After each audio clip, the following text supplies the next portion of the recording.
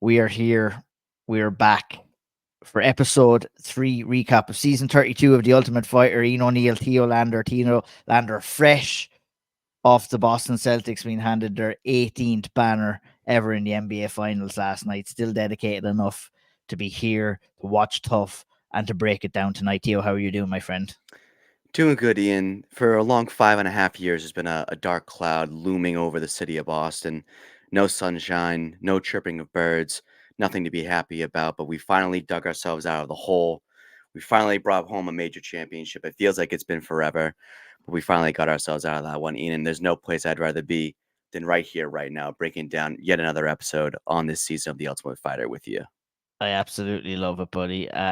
Speaking of dark clouds, there was a dark cloud over Johnny Bakar at the start of this episode, really, after obviously suffering a bad defeat on the hands of Robert Valentina. Well, I should say, not of the hands, of the elbow of Robert Valentin last week. Under 20 seconds, he got the win, and it was a tough start for the former Cage Warriors champion at the start of this episode. We kind of seen the realities of what it's like to take a loss. Every fighter has their ups and downs, but you work really hard to get your opportunity to go into the Ultimate Fighter. You prepare as hard as you can. You go in there, you get stopped inside 20 seconds. It's going to be a difficult one to take, and it looked that way at the very start of this episode for Johnny Bakar, didn't it? Yeah, it feels like it's an especially hard one to take for him because, the thing he keeps coming back to is that I didn't even get a chance. I didn't really get to get going because the finish was so quick. And I thought the dynamic of him and everyone else in the house at the moment when they start this episode is really interesting because he comes in and when he sees Valentine is on the floor doing some sort of he's going through a position with somebody on the floor about half guard. He comes in, he's like, "Oh, I'll kill you," and he goes for the knife, and he only lets them know that he's joking right when they get actually concerned. Like it feels like he wants them to get this feeling that like he's still in control in this house. And then flash forward a second later and he's like breaking down in the corner crying. And Robert's the first one to actually go up to him and make sure he's okay, which I thought was interesting as well. A lot of ups and downs, a lot of emotional roller coasters to be riding for Giannis early on here. And it's just the beginning. There's going to be guys in here who are going to lose to people that they like in the house, the people that they don't like in the house. Regardless, they're stuck in there for a while. There's a big booze cabinet. So who knows what we're going to get into, but just the beginning for some more house drama this season. Early days on the house drama. We give it a rating of 2 this year, 2 this week. A little bit of a breakdown in the corner of the kitchen, and obviously the jokey threat of pulling the knife out of a drawer. Things didn't materialize, and I'm glad that they didn't. I mean, I'm all for a little bit of house drama myself, Theo, but yeah, we don't need anybody pulling any knives on anybody. But I think Robert Valentine is a guy that I really, really like. We'll talk about maybe him a little bit more towards the end of this recap, but he is a guy that really got everybody talking after last week's episode about his character, his personality, and just being a purebred fighter. And we saw, you know, the more care inside of him with Johnny Bakar obviously being the first guy to go over and console him after that loss as well. So he's ticking off a lot of boxes, isn't Robert? Eh? He sure is. The interesting character of Robert seems to get even more complicated as the weeks go on here.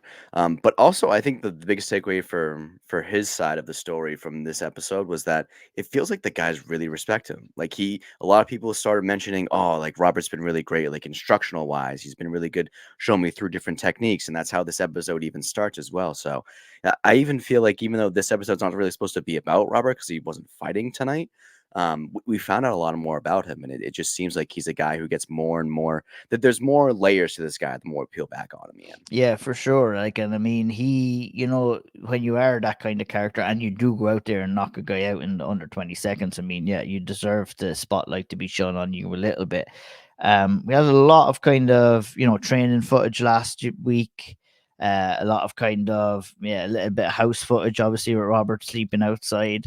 Not so much this week. We're kind of getting to a stage where we were just building this fight really from the get go. We got to hear the backstories.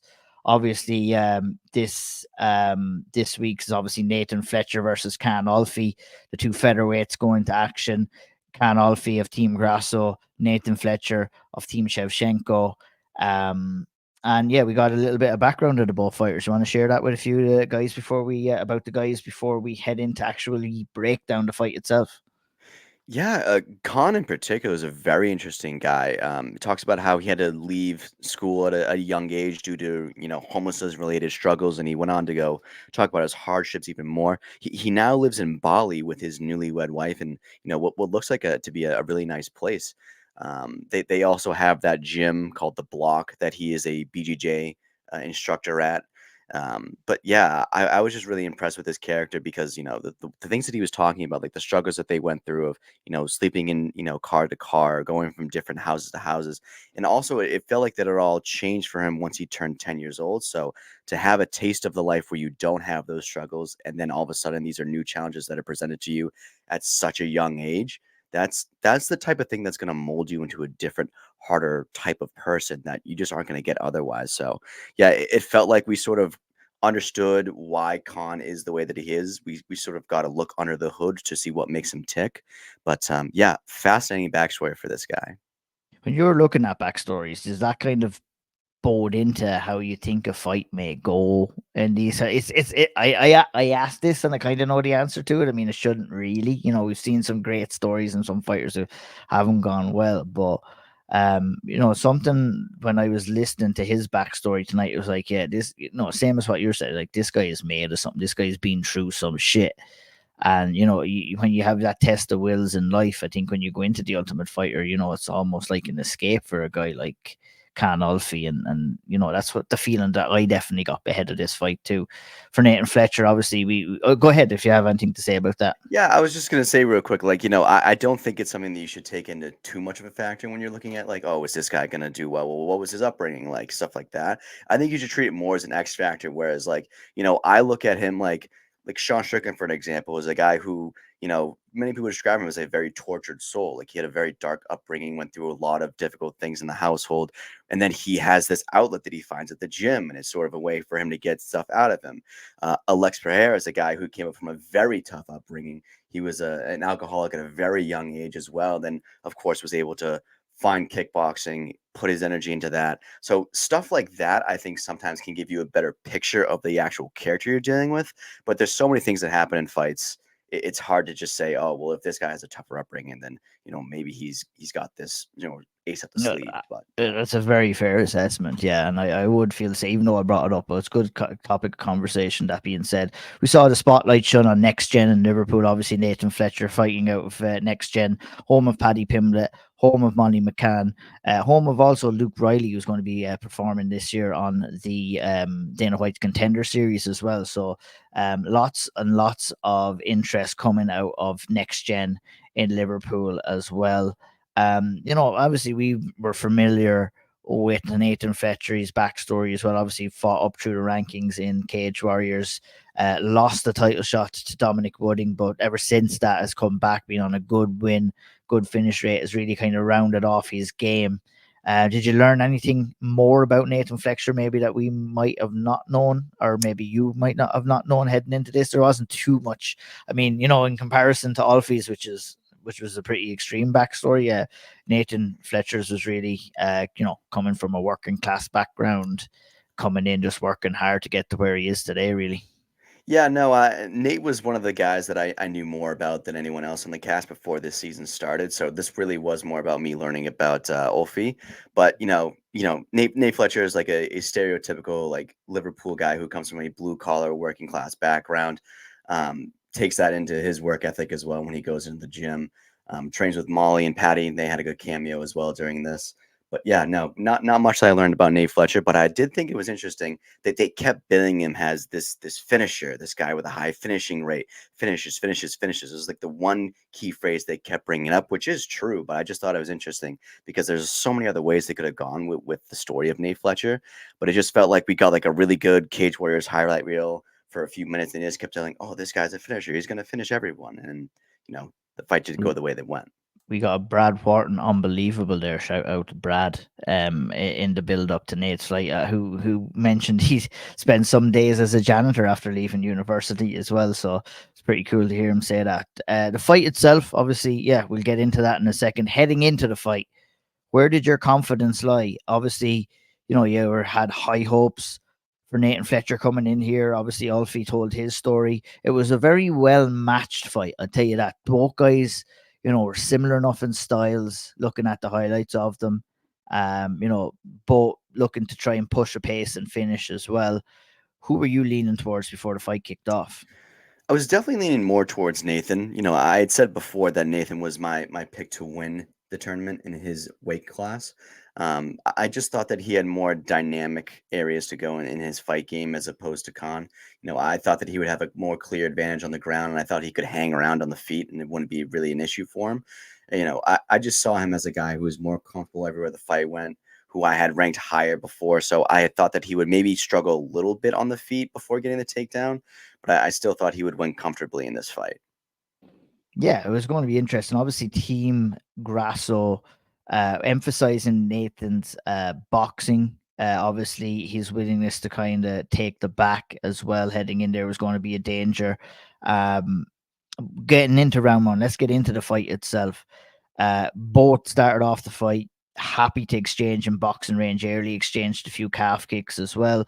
A big overhand right from Alfie backed Nathan Fletcher up against the cage, and we're going to hear about like that kind of forward pressure and his ability to back Nathan Fletcher up and against the cage in this fight was really going to be a benefit to him. He got the takedown, good top control, good ground and pound for Alfie, who went and got him belly down. Briefly threatened with a choke, but quickly moved to ground and pound. Nathan Fletcher turned back around. There was a head and arm choke there for a brief second. Alfie, I think, smartly chose to, stay in that mounted position. Sometimes fighters might offer that choke in order to try and get someone, to obviously to finish a head and arm. You've got to scoot into side control and turn the screw there a little bit. Alfie chose the position over submission, which I thought was a very smart plan to do in that.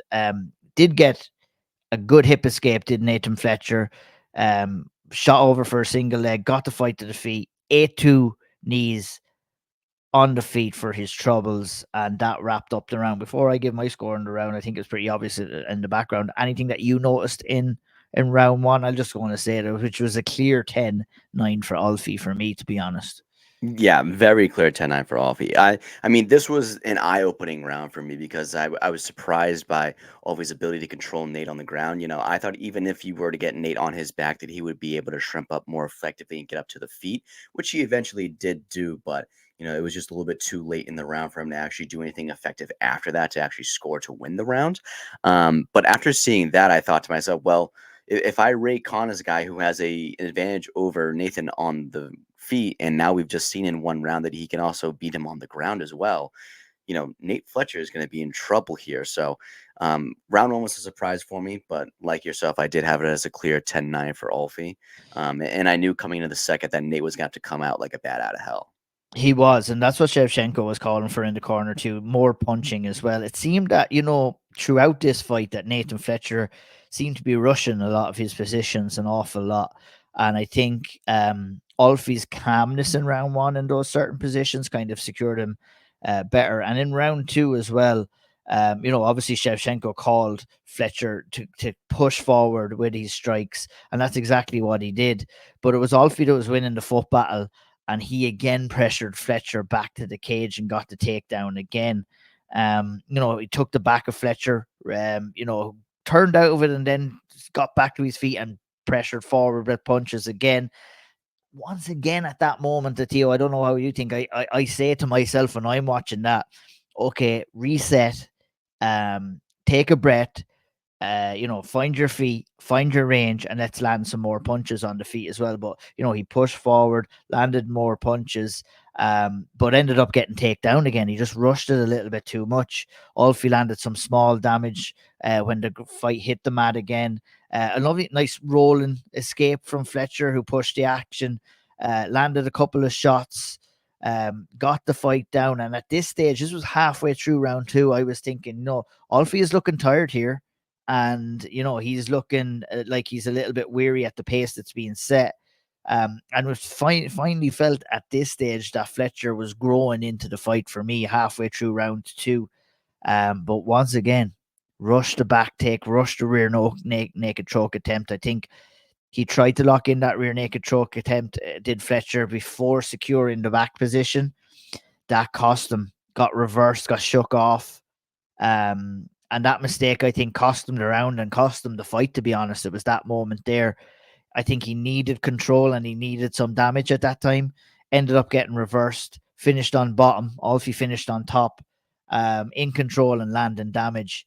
Saw me scoring around a 10-9 and a 20-18 for Alfie all together. We're waiting to see if the judges scored it the same. Any thoughts about round 2 yourself, Theo? Yeah, I mean, you are right that, Nate does sort of rush that initial striking exchange when he first gets up off the ground in round 2. And obviously, he is being told by the corner, you have to push forward, you have to have a sense of urgency here. And a lot of times when that happens, people do end up rushing things when they see they have a one opening, like, oh, this is my chance. And you grip a little bit too hard and you bite down the mouthpiece and Plus, you you just only have go. two. Yeah, plus you only have like 2 rounds as well, which adds extra. Exactly. You know, Even less time. So yeah, I kind of understood how he ended up making that mistake. But regardless, he did get another opportunity with that back take, the standing rear naked choke. He did try to get the choke under before he actually got his leg secured and secured that position on the back. But even still, it looked like it was bothering Khan a lot at the moment. But he was able to shake him off, peel him off using the fence. I thought it was a very valiant effort by Nate Fletcher. I did not think he had done enough to win the round, and I was a little surprised that it seemed like the people in the cage thought, oh, maybe get ready for round 3. This might be it. I thought it was pretty clear that Khan had done enough to win round 2, but more hope than certainty, I would imagine, in it that could be. stage. And Yeah, to be fair, you and I have both sat next to the UFC cage. We know when you're down there, it's very different from watching it on the screens. 100%. I don't think they had access to the screens down there during the fight. So sometimes you sort of score things differently. You think some things are more impactful than they really are. So maybe that contributes to it as well. But I thought it was a pretty clear 2018 overall. 2018 was all 3 judges' scorecards as well. The fight didn't need another round. Obviously a bitter disappointment for Nathan Fletcher after the fight, a learning experience for him. Shevchenko kind of mentioned to him he didn't wake up in round 1, and I think by the time he did wake up was kind of midway through round 2 for in my eyes, to be honest. And I was a little bit too late at that stage, obviously, but like round 2, if he had not have lost that back control and that rear naked choke, and he had to remain control and not got reversed there and landed some damage, or even just stayed in back control working the choke, I think he would have got round 2, and it would have made for a very interesting round 3 for me, because I think Alfie was tiring out, and that's something that we're going to have to look out in the semi-finals for Alfie. To be honest, he did gas at that tremendous pace, but that fight was fought a fair clip. And you look at the judges got it right. It was a fair kind of a fair called fight, in my opinion, and there was no question about the decision whatsoever. And Alfie moves on to the semi-finals. We got a sneak peek of next week's fight, and it's one that we spoke about already. Do you want to share the news with everybody? Finally, we're gonna get our cash in on these Wolf tickets. We're gonna get Omran Shaban versus Magomedov. This one was famously canceled previously due to a cold sore that occurred or had persisted up until the fight. They had already weighed in. They had already done the pre-fight medicals. So finally, we're gonna get to see this one go down. I cannot wait to see how it goes. Really looking forward to seeing Omran step in there, see how he looks. But yeah, really looking forward to this one. Lucky for us, we get to get hyped about an Omran Shaban fight for the second time this season, and he's only fought once, so hopefully we'll get to get hyped again if he goes out and gets the win. The Team KF man, really excited for next week's show. Fingers crossed we get to see it. Fingers crossed no pesky cold sores come in and play havoc on this one, but I think we'll be good to go, and it's a fantastic fight. Omran Shaban, 5-fight win streak. Magomedov is on a 6-fight win streak, I believe. So that's going to be a belter.